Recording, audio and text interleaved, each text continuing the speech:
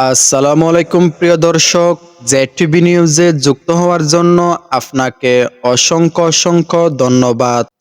আজকের দিনের আবহাওয়া কেমন থাকবে, সাগরে কোনো ঘূর্ণিঝড় আছে কিনা, কোন কোন এলাকায় বৃষ্টিপাত হবে তা নিয়ে আজকের এই আপডেট।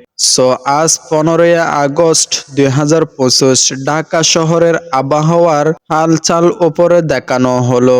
এখন বাতাসের প্রাথমিকভাবে মেঘলা ভাব বিরাজ করেছে এবং বিকেলের দিকে বৃষ্টির সম্ভাবনা দেখা যাচ্ছে। আপনার প্রশ্ন অনুসারে আজকের আবহাওয়ার আপডেট কোন জায়গায় ঝড় বৃষ্টি হয়? বর্তমানে আমি শুধুমাত্র ঢাকার জন্য সময়ভিত্তিক ঘণ্টাভিত্তিক তথ্য দেখতে পাচ্ছি।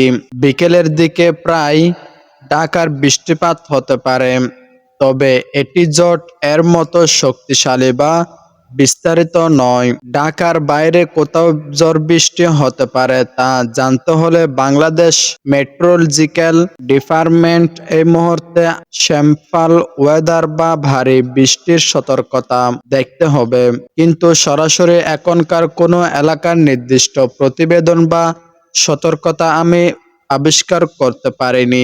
ঢাকার আশেপাশের কোথাও কোথাও নির্দিষ্ট ঝড় সংক্রান্ত ঘটনা বা রাডার চিত্র রয়েছে কিনা তা দেখতে আপনি বিএমডি এর অফিসিয়াল ওয়েবসাইট বা রাডার সেকশনে যেতে পারেন।